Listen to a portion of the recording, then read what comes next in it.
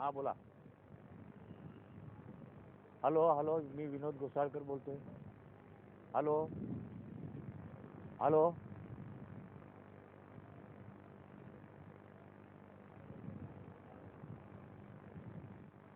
हां बोला. हॅलो, मी विनोद घोसाळकर बोलतोय. हॅलो, मी विनोद घोसाळकर बोलतोय.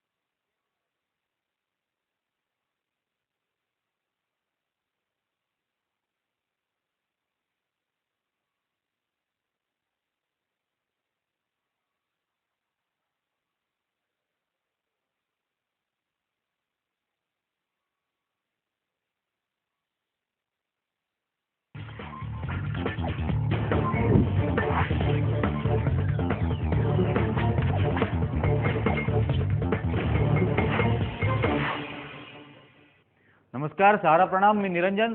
खबर विशेषमध्ये आपल्या सर्वांचं स्वागत आहे. खबर विशेषमध्ये आज आपण चर्चा करणार आहोत जैतापूरमध्ये जे काही आंदोलन सुरू झालं त्या आंदोलनामध्ये लाठीमार झाला, गोळीबार झाला, पोलिसांच्या गोळीबारामध्ये एकाचा मृत्यू पण झाला आणि शिवसेना या संपूर्ण दंगलीला कारणीभूत होती असे आरोप विधानसभेमध्ये आज नारायण राणे यांनी केले आणि याच बद्दल चर्चा करण्यासाठी आज आपल्याबरोबर आहेत शिवसेनेचे आमदार आणि प्रतोद विनोद घोसाळकर. विनोद घोसाळकर, मी आपलं स्वागत करतो आमच्या या कार्यक्रमात. मला पहिल्यांदा आपल्याला विचारायचं आहे की आज नारायण राणेंनी जे आरोप आपल्यावरती लावलेले आहेत, शिवसेनेवरती लावलेले आहेत की सेना भवनमध्ये हा संपूर्ण कट ठरला होता आणि 11 उद्योगपतींनी 500 कोटी रुपये देऊन जैतापूर प्रकल्पाला विरोध आणि आंदोलन वाढवण्यासाठी मदत केली आहे. तुमचा याच्यावरची प्रतिक्रिया काय आहे? आज या महाराष्ट्र राज्याचे उद्योगमंत्री आणि काँग्रेसचे नेते नारायण राणेने आज सभागृहामध्ये जे शिवसेनेवर आरोप केलेले आहे ते धांदात खोटे आहेत आणि त्याचा मी निषेध करतोय. आणि त्याच वेळेला मी राणे साहेबांना मी आव्हान केलं होतं त्या सभागृहामध्ये की या सभागृहामध्ये बोलताना पुरावे सादर करावे लागतात. हे सार्वभौमत्व सभागृह आहे, विधिमंडळाचा सभागृह आहे. तर आपण मला ह्याचे पुरावे द्या. ज्याप्रमाणे तुम्ही सेना भवनच्या बैठकीतमधले आरोप केले की सेना भवनमध्ये अशा प्रकारचा कट शिजला आणि म्हणून राणे साहेबांना मी आज आव्हान केलं या सभागृहामध्ये की आपल्याजवळ जे पुरावे आहेत ते या सभागृहामध्ये सादर करावे अशा प्रकारचं आव्हान मी केलं. पण राणे हे सभागृहामध्ये पुरावे सादर करू शकले नाही. ते केवळ धांदात खोटे आरोप करण्याचा त्याने प्रयत्न केलेला आहे. पण घोसाळकर साहेब, ही राजकारणाची कुठली पातळी झालेली आहे की इथं कोणीही आजपर्यंत ना विरोधी पक्ष पुरावे देऊन आरोप करतो ना सत्ताधारी पक्ष पुरावे देऊन आरोप करतात आणि पुराव्यांअभावी इतके मोठमोठे आरोप जर केले जात असतील तर याचं गांभीर्य विरोधी पक्ष म्हणून तरी आपण काय घेणार आहात? विरोधी पक्ष म्हणून आम्ही तशा प्रकारचं गांभीर्यानेच हा विषय घेतलेला आहे. मी सन्माननीय अध्यक्षांना हाच प्रश्न विचारला होता की हे विधिमंडळ पक्षाचा एक उद्योगमंत्री अशा प्रकारचे धांदात आरोप करतोय, हे योग्य आहे का? त्यांच्याकडे दुसरी जैतापुरामध्ये आपण त्या महाराष्ट्राच्या गृहमंत्र्यांनी एक घोषणा केली होती की त्या संपूर्ण प्रकरणाची जो आंदोलकावर गोळीबार झालेला आहे, एक आमदार तिथे न्यायालयाच्या कस्टडीमध्ये, अशा वेळेला ह्या महाराष्ट्र राज्याचे उद्योगमंत्री अशा प्रकारचे आरोप करू शकतात काय? आणि जर त्याच्यावर पुरावे असले तर आम्हाला त्यांनी या सभागृहाला द्यावे. अशा प्रकारचं मी आव्हान केलं राणेंना. या संपूर्ण चर्चेनंतर, कामकाजानंतर मुख्यमंत्र्यांनी बाहेर येऊन पत्रकारांशी बोलताना असं सांगितलंय की राणे या 500 कोटीच्या आरोपांचे पुरावे देतील. तर याचा अर्थ मुख्यमंत्र्यांना सुद्धा ही खात्री आहे का की राणेंकडे पुरावे आहेत? असं आहे की आजच्या वृत्तपत्रामध्ये काँग्रेसच्या दिल्लीतल्या नेत्यांनी राणेंना जैतापूरपासून दूर राहण्याचे संकेत दिलेले आहेत आणि तिथेच मला वाटतं राणेंना काहीतरी हिरो बनायचं आहे. प्रत्येक वेळेला काहीतरी विषय काढून शिवसेनेवरती आरोप करून, धांदात आरोप करून अशा प्रकारचे राणेंची पूर्वीपासूनची पद्धत आहे. आणि म्हणून मला वाटतं आपलं पक्षामध्ये महत्त्व वाढवण्यासाठी अशा प्रकारचं त्यांनी वक्तव्य केलेलं आहे. सन्माननीय मुख्यमंत्री त्या सभागृहात होते, मग राणेंजवळ पुरावे होते, त्यावरती या सभागृहाचे नेते म्हणून मुख्यमंत्री असतात, ते महाराष्ट्राचे मुख्यमंत्री आहेत, त्यांची सुद्धा जबाबदारी आहे, त्यांचंच गृह खातं आहे, ते राज्याचे मुख्यमंत्री आहेत. मग त्यांनी आव्हान त्या सभागृहात का स्वीकारलं नाही? बाहेर येऊन प्रेसवर कशासाठी मुख्यमंत्री बोलले, असा माझा प्रश्न आहे. याच्यामध्ये एक महत्त्वाची गोष्ट जास्त ही आहे की सभागृहामध्ये केलेल्या आरोपांबद्दल किंवा वक्तव्यांबद्दल न्यायालयात कुठल्या प्रकारचे दावे करता येत नाहीत. आणि ही जी प्रिव्हिलेज मिळते विधानसभेच्या सभागृहामध्ये आरोप करण्याची जी प्रिव्हिलेज एक प्रकारची मिळत असते, याच्यापेक्षा जास्त चांगली तर गोष्ट ही आहे की बाहेर येऊन मुख्यमंत्री बोललेत, याबद्दलचे पुरावे राणे देतील म्हणून. तर याबद्दल मग आता बाहेर बोलल्यानंतर आपण याच्याबद्दल काय भूमिका घ्याल? नाही, हे मुख्यमंत्र्यांना आपण विचारलं पाहिजे की जर मुख्यमंत्री असे बोललेत की राणेंजवळ 500 कोटीचे पुरावे आहेत, तर ह्या जो प्रकल्पामध्ये जो संशय निर्माण झालेला आहे, आज प्रकल्पामध्ये आंदोलन उभं राहिलेलं आहे, जनता भरडली जाते, तर ही मुख्यमंत्र्यांची सुद्धा जबाबदारी आहे. त्यांचं असं म्हणणं आहे किंवा काँग्रेसवाल्यांचं असं म्हणणं आहे की शिवसेना विरोध करते, शिवसेनानी लोकांना चेतवलेलं आहे. तर खरोखरच या महाराष्ट्राच्या मुख्यमंत्र्यांना मी आव्हान करतो, अशा प्रकारचे जर राणेजवळ पुरावे असतील तर आपली जबाबदारी आरोप करताना की आपण ते ताबडतोब सिद्ध करावे आणि ते जनतेसमोर मांडावे. अशा प्रकारचं मी मुख्यमंत्र्यांसुद्धा आव्हान करू शकत त्यामुळे विनंती करतो की अशा प्रकारचे धांदात खोटे सभागृहामध्ये आरोप करणाऱ्या व्यक्तीला किंवा त्यांच्या मंत्रिमंडळाच्या सहकार्याला पाठीशी घालणं हे मुख्यमंत्री योग्य करत नाही, असं माझं स्वतःचं त्या सभागृहातला सदस्य म्हणून माझं मत आहे. घोसाळकर साहेब, मला दुसरा एक प्रश्न विचारायचा आहे की या संपूर्ण आंदोलनामध्ये शिवसेना येईपर्यंत कुठल्याही प्रकारची हिंसा झालेली नव्हती.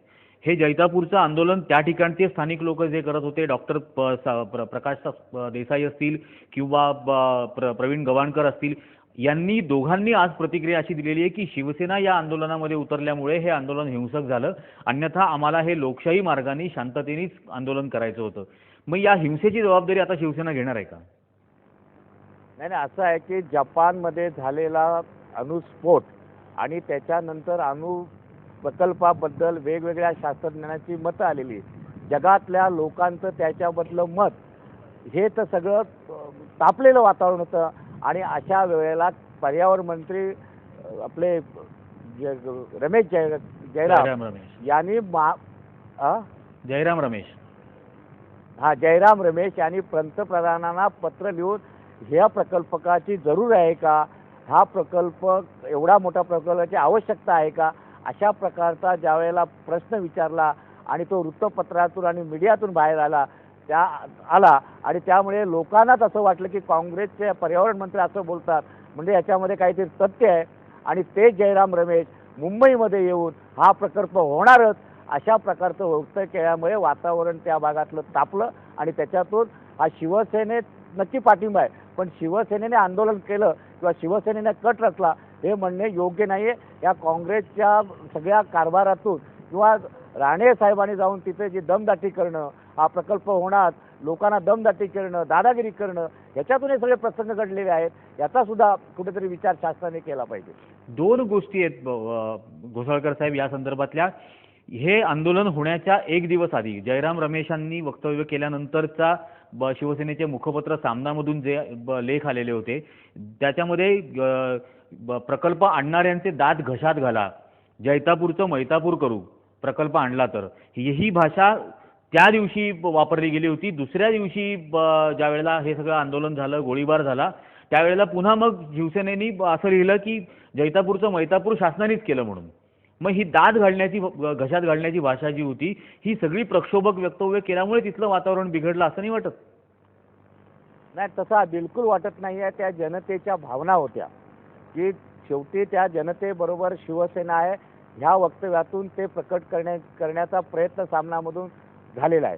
त्याचा कुणी त्या दंगलीचे किंवा हिंसक वळणाचे अर्थ लावणं अतिशय चुकीचं होईल. माननीय शिवसेना प्रमुख आणि सामना हे रोखठोक अशा प्रकारचे या महाराष्ट्राच्या हितातील, या महाराष्ट्रातल्या जनतेचे प्रश्न मुखपत्र सामनातून मांडत असतात आणि म्हणून त्याचा प्रत्येक वेळा उद्रेक होतो अशातला भाग नाही आहे. हे एक कुठेतरी काँग्रेसला असं वाटतं की कुणावर तरी एक कापड पडावे आणि म्हणून सामनाच्या वक्त्यावर अशा प्रकारचं झालं अशा प्रकारचं वक्तव्य होत आहे. मी त्याच्याशी सहमत बिलकुल नाही आहे. या विषयावरती आपण अजून चर्चा करणार आहोत. आत्ता वेळ झाली आहे खबर विशेषमध्ये एका छोट्या ब्रेकची.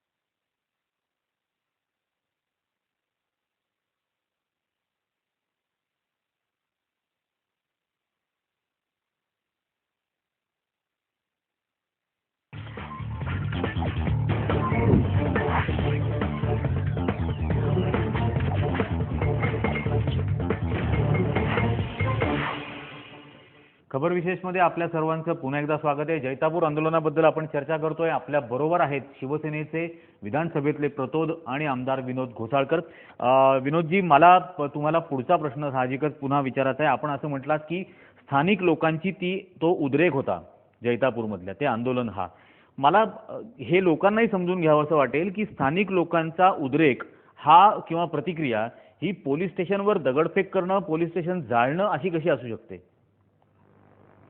हे बघा, पहिल्यांदा ह्या प्रकल्पाबद्दलच्या लोकांच्या विरोधाचं आज काल सुरू झाला अशातला जात नाही. 2007 साली ह्या प्रकल्पाच्या बाबतीमध्ये विरोध करणाऱ्या 55 केसेस गावकऱ्यांच्या विरोधात, मच्छीमारांच्या विरोधात पोलीस ठाण्यामध्ये दाखल झालेले आहेत. 2010 साली जवळजवळ 66 केसेस या सरकारच्या पोलिसांनी तिथल्या जनतेविरुद्ध, तिथल्या आंदोलनकांच्या विरुद्ध 2007 साली सुद्धा अशा प्रकारच्या 66 केसेस पोलिसांमध्ये दाखल आहेत. त्याचप्रमाणे 17 हल्ली 17 लोकांच्या वरती, जसे ते गवाणकर आणि डॉक्टरांच्या वरती एक जबरदस्त गुन्हे त्यांनी दाखल केलेले आहेत. त्याच्यानंतर आज आंबे काढायला हे लोक जाऊन देत नाही, मच्छीमारी करायला देऊन देत नाही. आणि त्या प्रांताच्या विरोधात माननीय मुख्यमंत्र्यांना आम्ही विनंती केली होती की हे प्रांत हे शेतकऱ्यांचा छळ करतायत, त्यांना रस्त्यानं जाऊन देत नाही, त्यांना मच्छीमारीला जाऊन देत नाही, त्यांचे आंबे काढायला जाऊन देत नाही. अशा प्रकारचं वातावरण तिथे तापवण्याच्या दृष्टिकोनातून शासनाच्या लक्षात आणलं. विधानसभेमध्ये हरकतीच्या मुद्द्याच्याद्वारे माननीय सुभाष देसाई यांनी मुख्यमंत्र्यांचं लक्ष वेधलं. मी आणि सुभाष देसाई स्वतः मुख्यमंत्र्यांना भेटून की बाबा अशा प्रकारची लोकांवरती अन्याय करू नका, त्यांना तुमचा प्रकल्प बाजूला होऊ द्या, ते काय आहे ते आहे भांडण, पण अशा प्रकारचा पोलिसांच्या माध्यमातून जो छळ होतोय तो छळ करू नये. दुसरी गोष्ट अशी आहे की आजही जवळजवळ 80 ते 90% लोकांनी त्या आपल्या चेक घेतले नाहीत की जो काय मोबदला शासनाने जाहीर केलेला आहे तो घेतलेला नाही. म्हणजे एका बाजूला त्या लोकांनी मुख्यमंत्र्यांच्या समोर विरोध दर्शवला, दुसऱ्या बाजूला चेक घेतले नाही, आंदोलनं केलेली आहेत. आणि अशा परिस्थितीमध्ये त्या ठिकाणी पोलीस त्या शेतकऱ्यांचा आणि त्या आंदोलनाचा कानासा, CIDचे लोक आहेत, CID लोक तिथे वाचतात आहेत. लोक काय करतायत ते, आणि हे सगळं असताना की केवळ शिवसेनेला दोष देणं किंवा आंदोलकांना दोष देणं हे किती योग्य आहे. आणि त्याच्यामध्ये जपानमध्ये झालेली ही घटना, याच्यातून लोकांचा उद्रेक हा बरोबर झालेला आहे. त्याच्यामध्ये कुणी याच्यामध्ये कट रचलेलं नाही, कुणी काही केलेलं नाही. आणि त्या दिवशी लोकांना विश्वासात न घेता काम सुरू करायला ते लोक गेले. ते कोण कंपनीवाले, कुठली कंपनी आहे त्या. आणि त्यामुळे लोकांनी जाब विचारला की आम्ही तुमचे पैसे घेतले नाही, आम्ही तुम्हाला जागा ताब्यात दिली नाही, आम्हाला मोबदला मिळाला नाही, आणि अशा वेळेला तुम्ही काम कसं सुरू केलं, आणि त्याच्यातून हे आंदोलन सुरू झालं. आणि त्याच वेळेला सगळ्या पोलीस फौजफाटा आजूबाजूच्या गावामधून आजूबाजूच्या पोलीस स्टेशनमधून तिथे आणण्यात आला, आणि लोकांनाही तिथे येऊन दिलं नाही. आणि म्हणून हा जमाव जो काही मोठ्या प्रमाणात जमला त्याच्यातून हा एक उद्रेक झालेला आहे. एवढंच मी मला या प्रकरण या संदर्भातच मला या संदर्भातच विचारायचं आहे पुन्हा एकदा की 93 आणि 94 साली 1993 1994 साली शिवसेनेनी एनरॉन प्रकल्पाला असाच प्रचंड विरोध केला होता. दाभोळमध्ये अशाच प्रकारची आंदोलनं त्यावेळेला झालेली होती, घेतलेली होती. आणि हा प्रकल्प बुडवणार समुद्रामध्ये, एनरॉनचा पॉवर प्लांट हा समुद्रात बुडवणार अशीही वक्तव्य केली जात होती. 95 साली शिवसेना सत्तावर आल्यानंतर रिबेका मार्कनी मातोश्रीवर जाऊन भेट घेतल्यानंतर हा दाभोळचा प्रकल्प हा सुरू झाला. त्यामुळे याही वेळेला शिवसेना दाभोळ सारखंच वागणार नाही अशी कशी खात्री देता येऊ शकते? बघा, पहिला एनरॉन हा प्रकल्प, एनरॉन ती समुद्रात बुडालेलीच आहे. जो आता प्रकल्प चालवतोय तो भारत सरकार चालवतोय, रत्नागिरी पॉवर प्रोजेक्टच्या नावाखाली चालवतोय. ती एनरॉन कंपनी हा प्रकल्प चालवत नाही. एनरॉनचा लापताचा ऐका 2 मिनिटं. एनरॉनचा प्रकल्प होता तो लापतावरचा होता, ते वीज मागात पडणार होते. आणि आज जो प्रकल्प आहे तो भारतीय तंत्रज्ञानाच्या माध्यमातून, मी स्वतः त्या प्रकल्पाला भेट दिलेली आहे, तो गॅसच्या माध्यमातून चालतोय. पुन्हा पुन्हा एनरॉन आणि ह्याचा संबंध लावण्याची काही आवश्यकता आहे? एनरॉन कंपनी बुडालेली आहे आणि त्याचे डायरेक्टर कोण होते तेही ह्या जगामध्ये राहिलेले नाही. अशा प्रकारचं तो प्रकल्पाला त्यावेळेला शिवसेनेनं केलेला विरोध अतिशय योग्य होता. आता तो प्रकल्प, ती वीज ही गॅसवरती तयार होते. घोसाळकर, मला दोनच अणुभट्ट्या चालू आहेत आतापर्यंत. वीज कशी तयार होते याबद्दलचा हा प्रश्नच नाहीये. प्रश्न एवढाच आहे की एनरॉन कंपनीला विरोध केला आणि एनरॉन कंपनीला परवानगी दिली. ज्यावेळेला परवानगी दिली शिवसेना सरकारने त्यावेळेला एनरॉनच कंपनी होती, एनरॉनलाच परवानगी दिली होती. कारण रिबेका मार्क अमेरिकेहून आल्या आणि मातोश्रीवर जाऊन भेट घेतली आणि एनरॉनला परवानगी मिळाली. हा इतिहास समोर आहे आणि म्हणून हा प्रश्न निर्माण होतो. बरोबर आहे आपला प्रश्न आपला बरोबर आहे की त्यावेळेला जी स्थिती होती ती आज सत्य दिसते की एनरॉन कंपनी शिल्लक राहिलेली नाही. एनरॉनने ती सोडून गेलेली आहे. एनरॉन कंपनी आज लॉस आहे आलक्ष्यामध्ये, आणि तेच शिवसेनेचं त्यावेळेला ती भूमिका होती. हे मी आजही तुम्हाला ठामपणे देतो. आता जो तिथे ते लापसामधून तो प्रकल्प राबवण्यात येणार होता, आज तो गॅसच्या माध्यमातून तो प्रकल्प राबवला जातोय आणि संपूर्ण भारतीय बनावटीने तो प्रकल्प आज सुरू आहे. नाफ्थ्यामधून वीज निर्मिती करायला एनरॉन कंपनीला परवानगी शिवसेनेच्याच सरकारने दिली होती आणि म्हणून हा पुन्हा प्रश्न शिवसेनेने दिलेली नव्हती त्यावेळेला शरद पवारच्या काळामध्ये. म्हणून तो मुख्यमंत्री त्यावेळेला मुंडे साहेब म्हटलं ते हा एनरॉन प्रकल्प आमची सत्ता आल्यानंतर आम्ही समुद्रात बुडवू, ही शिवसेनेने दिलेली परवानगी नव्हती. त्याच्या अगोदरच्या सरकारने दिलेली एनरॉनला परवानगी होती माझ्या माहितीप्रमाणे. आपण आपली माहिती जरूर तपासून घ्यावी. आता वेळ झालेली एका छोट्याशा ब्रेकची, पण या विषयावर आपण चर्चा अशीच सुरू ठेवणार आहोत.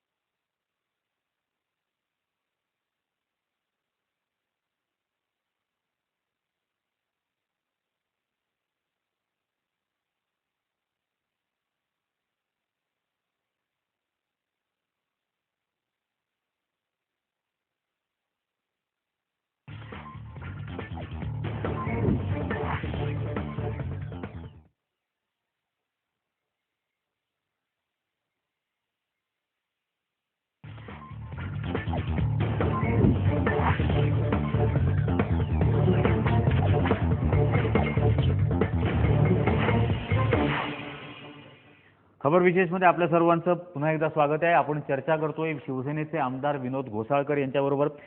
विनोदजी, मला तुम्हाला प्रश्न विचारायचा आहे, पुन्हा अगदी बेसिकचाच प्रश्न विचारायचा आहे की थर्मल पॉवर प्लांट्स हे प्रदूषण वाढवतात, प्रदूषणामध्ये वाढ होते, नापथ्याच्या पॉवर प्लांट्सची वीज महागात पडते. अशा परिस्थितीमध्ये सर्वात क्लीन एनर्जी असलेला, ग्रीन एनर्जी असलेला न्यूक्लिअर पॉवर प्लांट आणि स्वस्तामध्ये वीज ज्याच्यामध्ये मिळू शकते, असं असताना सुद्धा आपण या पॉवर प्लांटला विरोध का करताय? नाही, मुळामध्ये 10,000 मेगावॉटचा प्रकल्प या जगाच्या पाठीवरती कुठेच नाही आहे. पहिला प्रश्न असा. आणि एवढ्या मोठा प्रकल्प आणण्याची गरज काय, हा एक प्रश्न आहे.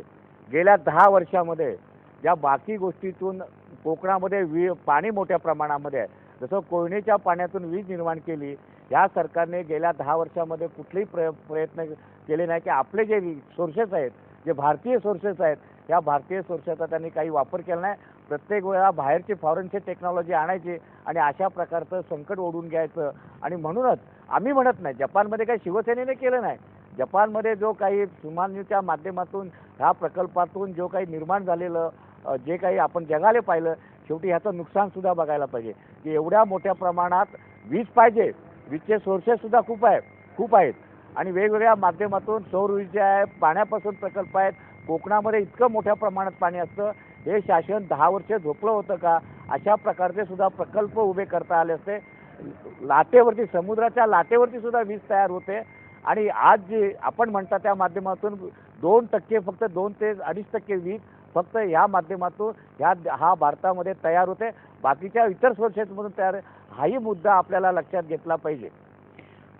घोसाळकर साहेब, फ्रान्स सारख्या देशामध्ये 95% वीज त्या देशाची ही न्यूक्लिअर पॉवर प्लांट्समधून बनते. महाराष्ट्रामध्ये तारापूरचा न्यूक्लिअर पॉवर प्लांट हा गेली 40 वर्षापासून कार्यरत आहे. 40 वर्षात या संपूर्ण परिसरात भूकंपाचे झटके झाले, कधीही तारापूरच्या प्लांटला अपघात झाला नाही, कधीही तारापूरमधून किरणोत्सर्गाचा त्रास परिसरामध्ये झालेला नाही, तिथं प्रदूषण वाढलेलं नाही, तिथल्या शेतीवर परिणाम झालेला नाही, तिथल्या मासेमारीवर काहीही परिणाम झालेला नाही. इतकं चांगलं उदाहरण आपल्याच राज्यातलं मुंबईच्या शेजारी असताना तारापूरसारखं, जैतापूरला मात्र विरोध करायचा. आपण एकीकडे आरोप करताय 10 वर्षात सरकारने वीज निर्मिती नाही केली, आता सरकार करू इच्छिते तर आपण करू देत नाहीये. नाही, प्रश्न वीज निर्मितीचा इथे मुळात नाही आहे. तारापूरचं जे आपण म्हणतात त्या सगळ्या मताशी मी तुमच्या सहमत नाही. आज तारापूरकरांचं पुनर्वसन आजही झालेलं नाही. आज तारापूरकरांची लोक सांगतात, मी सांगत नाही आहे. आमच्या सभेमध्ये तारापूरच्या लोकांनी येऊन भाषण केलं होतं की तिथे रोगराई आणि सगळ्या गोष्टींवरती परिणाम, थोड्या मोठ्या प्रमाणात परिणाम झालेला आहे. माझा प्रश्न असा आहे की वीज आपल्याला पाहिजे, परंतु अगदीच आता जगामध्ये जी गोष्ट नाकारण्यास सुरुवात घेतलेली आहे, तर आपण दुसरा पर्याय शोधणं किंवा लोकांना विश्वासात घेणं. दादागिरी कसली करता? पोलिसांच्या माध्यमातून तुम्ही लोकांना दाबण्याचा प्रयत्न करता, हे पैशाचे तुकडे टाकता. जमीन म्हणजे आपली आई आहे, ती सोडताना लोकांना विचार करावा लागतो. त्यांच्या भावनेचा विचार न करता केवळ जे देशाला वीज पाहिजे म्हणून अशा प्रकारचं सरकारचं वागणं योग्य नाही. ते सरकारने अजूनही आपलं डोकं ठिकाणावर ठेवून जर अशा प्रकारचे प्रोजेक्ट आणायचे असतील तर लोकांना विश्वासात घ्यायला पाहिजे. दंडुकेशाही केसेस टाकणं, लोकांना अशा प्रकारचे प्रोजेक्ट होणार नाही आणि लोक त्याला विरोध करतील, याचा सुद्धा कुठेतरी विचार सरकारने केला पाहिजे. हे निर्माण का होतं हे सरकारच सुरुवात करते, असं माझं स्वतःचं वैयक्तिक मत आहे. आपण हा जो मुद्दा म्हणताय पुनर्वसनाचा, 40 वर्ष होतं, पुनर्वसन अजूनपर्यंत पूर्ण होत नाही, ही मागणी ग्राह्य धरली जाऊ शकते की पहिल्यांदा आणि आता तर कायदा पण आहे, पुनर्वसन कायदा, की पहिले पुनर्वसन करावं लागेल, पहिले मोबदला द्यावा लागेल आणि त्यानंतरच जमिनी हस्तांतरित केल्या जाऊ शकतात. पण मुळामध्ये लोकांची भावना या प्रकल्पाच्या दृष्टीने महाराष्ट्राला, देशाला विजेची गरज असताना सुद्धा त्या बाजूनी लोकांचं सुद्धा जनमत तयार करायचं, शासनावरती दबाव ठेवायचा की पुनर्वसन तात्काळ केलं जाईल, प्रभावीपणे केलं जाईल आणि मोबदला सुद्धा योग्य मिळेल, अशी एक सामंजस्याची मधली भूमिका याच्यामध्ये घेतली का नाही जाऊ शकत? नाही, प्रश्न आहे कुणी घ्यायची भूमिका? विरोधी पक्षांनी. प्रश्न असं काय नाही, शिवसेना आत्ता ह्या वर्षभरामध्ये त्या आंदोलकाच्या पाठीशी उभी राहिलेली आहे. हे आंदोलन 2005 पासून सुरू आहे. 2006, 2007, 2008, 2009, ह्या 2010 इतक्या वर्षामध्ये सरकारने अशा प्रकारचा प्रयत्न का केला नाही?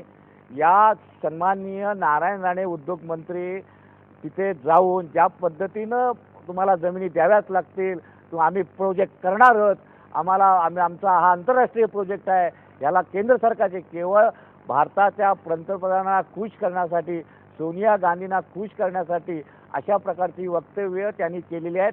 त्यांनी जनतेचा, मच्छीमारांचा प्रश्न काय, शेतकऱ्यांचा प्रश्न काय, बागायतीचा प्रश्न काय हे न समजून देता केवळ दादागिरीची भाषा केली.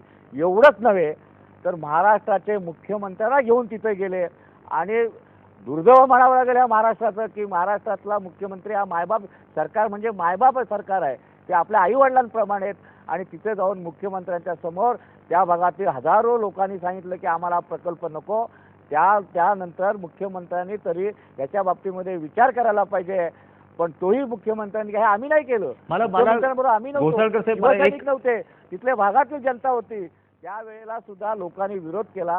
मग हा लोकांच्या विरोधाच्या भावना दर शासनाला कळत नाही. स्वतः या राज्याचे प्रमुख तिथे जातात, लोक विरोध करतात, त्याच्यावर त्यांनी सहानुभूतीनं काय प्रकार हा शोधण्याचं काम हे सरकारचं आहे.